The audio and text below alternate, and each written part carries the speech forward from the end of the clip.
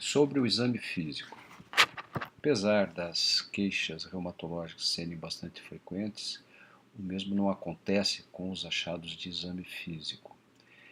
No exame físico, o médico tem a oportunidade de avaliar a função da articulação e o estado estrutural dessa mesma articulação. Além disso, é fundamental também na diferenciação da doença reumática verdadeira da queixa de fundo psicossomático.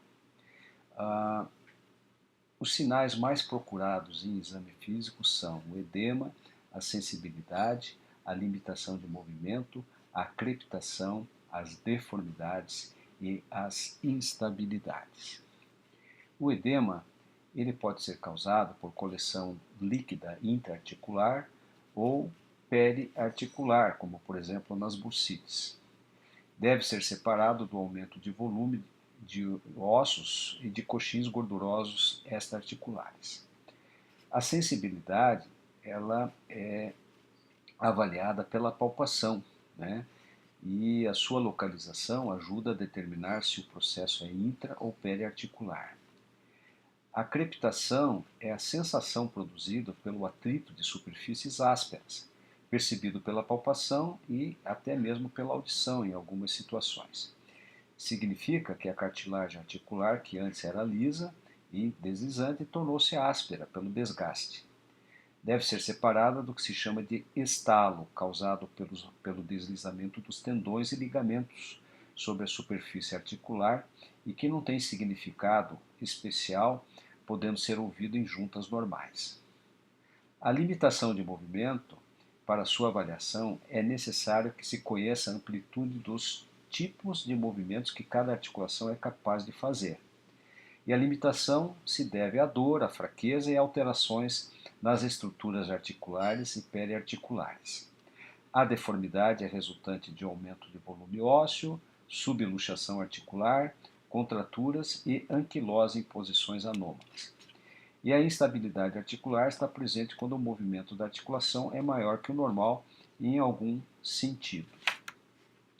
Para proceder-se ao exame reumatológico, a primeira coisa que se deve fazer é remover completamente as roupas do paciente. Caso isso não seja feito, aspectos importantes da distribuição do envolvimento articular podem passar desapercebidos. O exame começa pela observação da marcha, pela postura do paciente, da maneira como ele se levanta da cadeira ou da mesa de exames. Muitos médicos começam o exame no sentido céfalo-caudal, né? E o importante é que cada examinador estabeleça a sua maneira e proceda rotineiramente do mesmo modo para não acabar esquecendo algum segmento corpóreo. Vamos falar sobre as articulações temporomandibulares, que são as articulações mais utilizadas no corpo humano, né?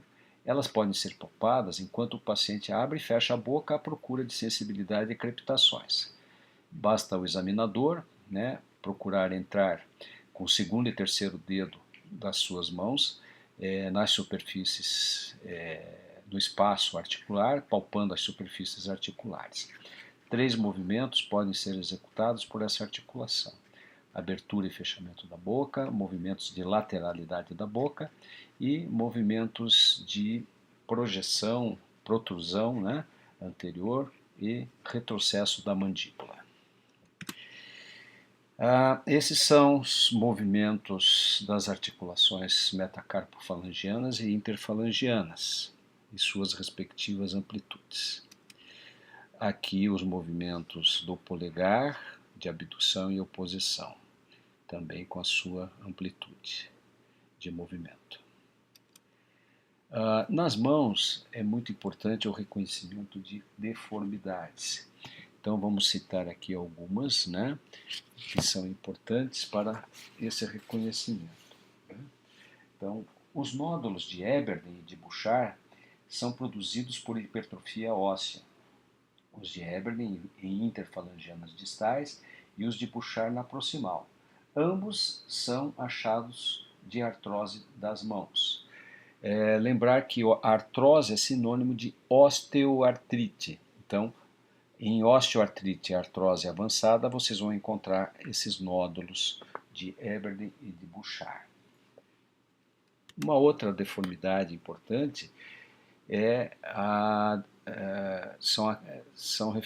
referente a encontrada, né, na artrite reumatoide. Nós temos duas aqui demonstradas, né, nessa figura, que seria o dedo em pescoço de cisne, né, que se deve a uma contratura em flexão da metacarpofalangiana com hiperextensão da interfalangiana proximal e flexão da interfalangiana distal. E o dedo em botoeira, ou em boutonnière, que apresenta uma flexão da interfalangiana proximal com hiperextensão da interfalangiana distal. Aqui um aspecto sobre o dedo em pescoço de cisne na artrite reumatoide. E com relação ao punho, né? Os punhos devem ser examinados na sua inspeção, palpação, buscando-se os seus movimentos normais, né, suas amplitudes, né, verificando se há edema, sensibilidade, se existe alguma deformidade, né? Nós temos, por exemplo, no punho, a possibilidade de um aumento de volume cístico originário da cápsula articular, que ocorre no dorso do punho. Em geral, está preenchido com um material gelatinoso e é uma verdadeira alineação da estrutura sinovial com a qual se conecta através de um canal provido de válvula, encontrado em pacientes que exercem movimentos repetitivos e com esforço, né? São os cistos sinoviais. Uma outra situação que ocorre também no punho é a contratura de Dupuytren, né? Que é uma situação referente à contratura da aponevrose palmar. Ela fica mais espessada, promovendo contratura e flexão do nível da metacarpofalangiana, né? Terceiro e quarto, quinto metacarpofalangiano, e a pele da mão fica aderida à fáscia. Ocorre no diabetes mellitus, ocorre na cirrose hepática também. Uma outra patologia de punho que é interessante conhecermos é a tenossinovite de Dicker-Venn ou a tenossinovite estenosante, que é um processo inflamatório do tendão abdutor longo e extensor curto do polegar, que ocasiona dor junto ao processo estiloide do rádio. Existe uma manobra específica que se chama manobra de Finkelstein, que ao dobrar o polegar sobre a palma da mão e o examinador procede o desvio ulnar do punho, com o estiramento dos tendões afetados, provoca dor sobre o processo estiloide do rádio. E a síndrome do túnel do carpo, né, que é bastante frequente, né, e que ocorre também em pessoas que apresentam traumatismo sobre a região ventral do punho, né, e que se deve à compressão do nervo mediano ao passar no túnel do carpo, promovendo parestesia dos 3 dedos médios da mão. Pode aparecer também no hipotireoidismo e na gravidez. Aqui duas manobras para detecção da síndrome do túnel do carpo, o teste de Tinel, que é feito com uma percussão delicada sobre o túnel do carpo. Se for positivo, você terá parestesias dos 3 dedos médios da mão. E o teste de Fallen, que é obtido com a flexão forçada de ambos os punhos por 1 minuto, e se for positivo, também vai desencadear parestesia nos 3 dedos médios da mão. O cotovelo, né, é também uma estrutura que deve ser examinada, né? O cotovelo é formado por 3 articulações, né? E o exame do cotovelo é feito pinçando o seu olecrono do paciente entre o polegar e o segundo ou terceiro dedo, testando-se a sua mobilidade. Limitações de movimento e crepitações podem ser notadas. O edema é mais bem percebido quando o cotovelo está em extensão total. Sobre o processo olecraniano está a bursa olecraniana, e bursites podem ocorrer isoladamente ou em doenças como artrite reumatoide e a gota. Deve-se palpar diretamente sobre os epicôndilos medial e lateral, à procura, né, do cotovelo de golfista, que é a epicondilite do epicôndilo medial, e a procura também do cotovelo de tenista, que é a epicondilite sobre o epicôndilo lateral, né?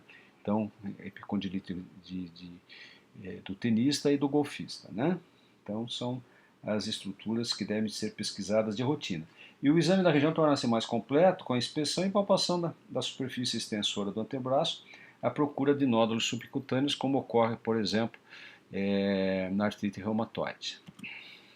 Esse é um tofo gotoso, que é uma manifestação de gota crônica, né, com deposição desse material amorfo ou gelatinoso de cor esbranquiçado, parece uma pasta de dente, né, preenchendo essa região e formando esse abaulamento que a gente chama de tofo, né. Com relação ao ombro, esses são os movimentos que os ombros podem executar, né?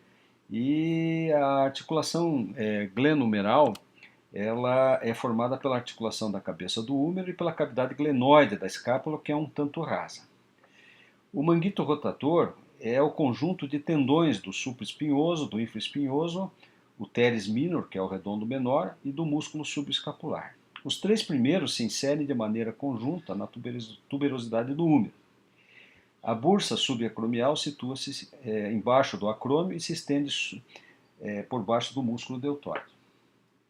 O ombro deve ser inspecionado à procura de evidências de edema, atrofia muscular e deslocamento. O exame sistemático inclui palpação da articulação acrômio-clavicular, do manguito rotator do ombro, da região da bursa subacromial e do tendão do bíceps, assim como a palpação de toda a cápsula articular. E a mobilidade do ombro pode ser testada de uma maneira grosseira, pedindo para o paciente fazer um círculo dos braços lateralmente até acima da cabeça, que é chamado de sinal do arco, né? Esse sinal do arco ele é positivo quando o paciente refere dor, né? Entre 60 e 120 graus, né? Podendo aí indicar a presença de tendinite do supraespinhoso ou bursite subacromial.